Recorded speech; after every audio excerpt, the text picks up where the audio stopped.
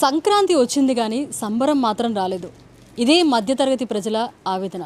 సంక్రాంతి అంటే మన గ్రామీణ జీవనానికి, కుటుంబ బంధాలకు, ఆశలకు ప్రతీక. పంట పండిన ఆనందం, ఇంటి నిండా బంధువుల సందడి, కొత్త బట్టల సువాసన, ఇవన్నీ కలిస్తేనే సంక్రాంతి.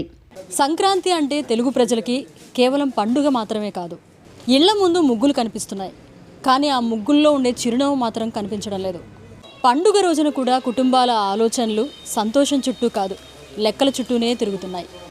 కానీ ఈసారి అనేక మధ్యతరగతి కుటుంబాల ఇళ్లలో పండుగ వచ్చింది, కానీ ఆ పండుగకు కావలసిన సంబరం మాత్రం రాలేదు. ఒకప్పుడు సంక్రాంతి అంటే పిల్లల ముఖాల్లో కొత్త బట్టల మెరుపు కనిపించేది, కానీ ఇప్పుడు అడగడమే మానేశారు. ఆ మౌనం తల్లిదండ్రులకు కన్నీళ్ల కంటే భారంగా మారింది. ఆ నిశ్శబ్దం తల్లిదండ్రుల గుండెల్లో మిగిలే మౌన వేదన. ఆంధ్రప్రదేశ్ రాష్ట్ర వ్యాప్తంగా మార్కెట్ల పరిస్థితి ఇదే చెబుతోంది.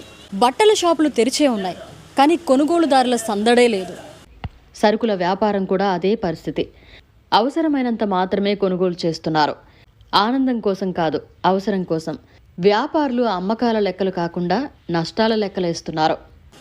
ఇంత జరుగుతున్నా మధ్యతరగతి ఎప్పుడు రోడ్లపైకి రాలేదు, నినాదాలు చేయలేదు, ధర్నాలు చేయలేదు. వారి కొనుగోలు శక్తి తగ్గితే మార్కెట్లు కుంగుతాయి. ధర్నాలు చేయరు, కానీ వాళ్ళ జీవితాలు నెమ్మదిగా భారంగా మారుతున్నాయి. సంక్రాంతి అంటే ఆశ. ఆ ఆశే కనిపించకపోతే పండుగ కేవలం క్యాలెండర్ తేదీగానే మిగులుతోంది. మధ్యతరగతి కన్నీళ్లు కనిపించవు, కానీ సమాజానికి అవే హెచ్చరిక. మధ్యతరగతి ఇంట్లో మళ్ళీ చిరునవ్వు పూస్తేనే రాష్ట్రం మొత్తం పండుగ చేసుకున్నట్లు.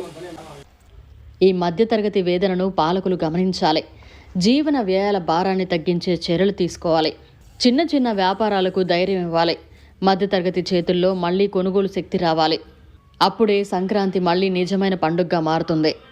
అప్పటి వరకు కుటుంబాల కన్నుల్లో నీరే ఉంటుంది, సంతోషం మాత్రం దూరంగానే ఉంటుంది. అప్పటి వరకు సంక్రాంతి వస్తూనే ఉంటుంది, కానీ సంబరం మాత్రం దూరంగానే ఉంటుంది.